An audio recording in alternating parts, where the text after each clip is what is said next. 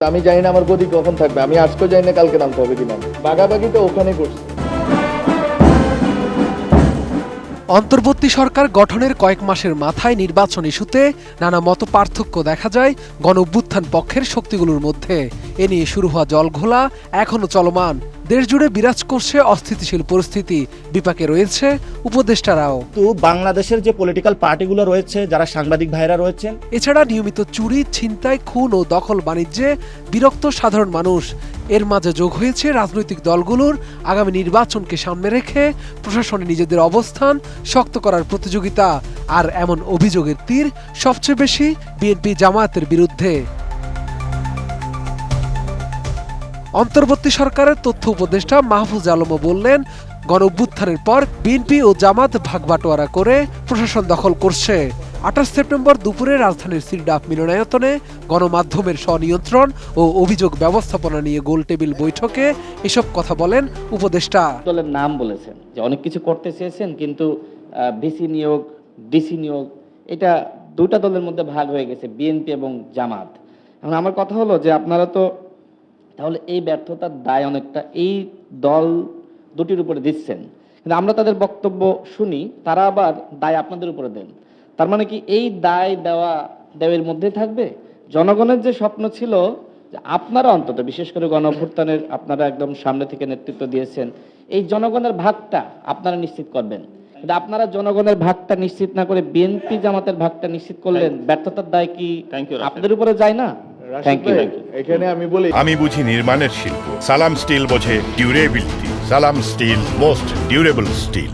জনগণের তো একটা হচ্ছে জনগণের প্রতিনিধিত্ব, ওখানে আপনি আসলে জনগণকে রাখতে পারবেন, সব দলকে রাখতে পারবেন, কিন্তু যেটা আপনিও জানেন, আপনিও বুঝেন যে আসলে সাংবাদিকরা দুই ভাগে ভাগ হওয়া, ব্যুরোক্রেসি দুই ভাগে ভাগ হওয়া। এখানে আসলে গণ অধিকার পরিষদের দুইজন সচিব নেই, you know it better than me, বা এনসিপিরও নাই, ঠিক আছে?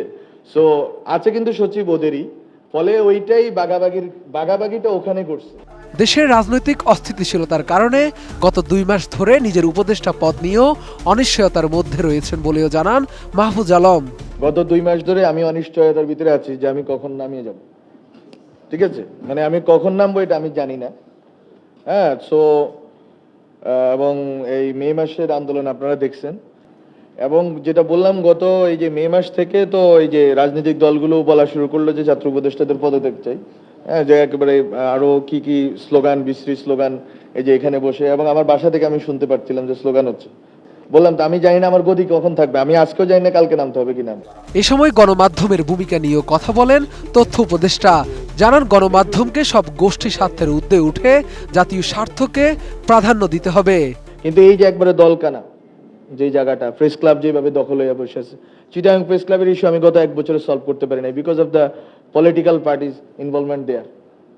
ওখানে পলিটিক্যাল পার্টি, এবং ওখানে জুয়া চলে, ওখানে আরো কি কি চলে, এবং আমি ওগুলো হচ্ছে ডিসিকে বলে বন্ধ করতে পারছি কিছুটা, কিন্তু এই যে সাংবাদিক, এই যে প্রেস ক্লাবের ইস্যুটা, ওখানে রাজনৈতিক দলগুলোর কারণে এটা এখনো একটা নির্বাচন হয় নাই। রাজনৈতিক দলগুলোর সদিচ্ছা, ঐক্যমত্য ও সিভিল মিলিটারি আমলাতন্ত্রকে ফ্যাসিস্ট মুক্ত না করে মিডিয়াকে ফ্যাসিস্ট মুক্ত করা সম্ভব নয় বলেও মন্তব্য করেন তথ্য উপদেষ্টা। একই সঙ্গে রাজনৈতিক দলগুলোকে মত প্রকাশের স্বাধীনতায় বাধা না দেওয়ার আহ্বানও জানান মাহফুজ আলম।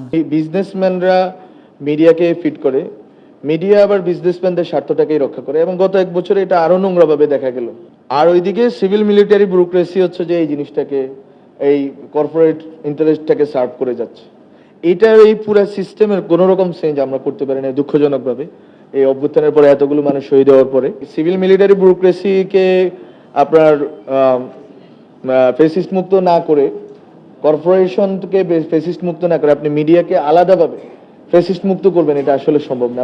বৈঠকে অন্যান্যরা বলেন, বিগত সরকারের আমলে গণমাধ্যমে যে অনিয়ম ছিল তা থেকে মুক্ত করার সুযোগ থাকলেও অন্তর্বর্তী সরকার তা করেনি।